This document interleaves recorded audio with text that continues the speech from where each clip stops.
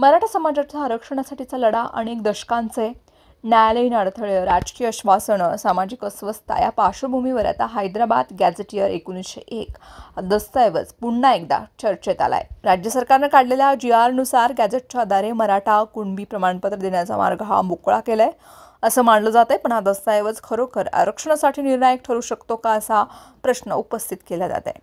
British राजवटीत Imperial provisional gazetteer या मालिकेतून प्रांतवार जनगणनेचा तपशील प्रसिद्ध झाला। त्यातील हैदराबाद स्टेट 1901 या खंडात निजामाच्या अखात्यारीतील 17 जिल्ह्यांची माहिती आहे। मराठवाड्यातील औरंगाबाद, बीड, नांदेड, परभणी आणि उस्मानाबाद या जिल्ह्यांचा या खंडात समावेश होतो। यात लोकसंख्या, शेती, नद्या, शिक्षण, वैद्यकीय सुविधा, व्यवसाय आदींचा बारकाईने लेखाजोखा देण्यात आला आहे। या गॅझेटियरमध्ये मराठा व कुणबी या समाजाचा स्वतंत्र उल्लेख नसून मराठा व कुणबी या समाजांचा स्वतंत्र उल्लेख नसून त्याला एकत्र दाखवलंय।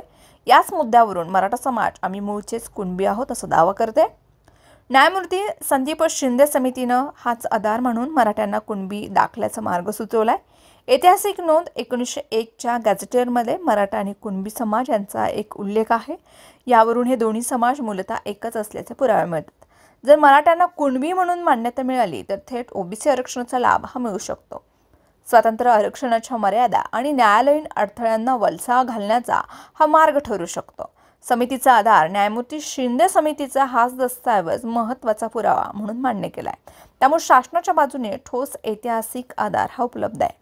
सामाजिक न्याय मराठा समाज आणि शेतकरी श्रमिक वर्गात मोडतो। कुणबी समाजाच्या पारंपरिक ओळखीशी त्यांचा संबंधही दाखवण्यात येतो। अशावेळी आरक्षण मिळणं ही सामाजिक न्यायाच्या दृष्टिकोनातून योग्य ठरेल।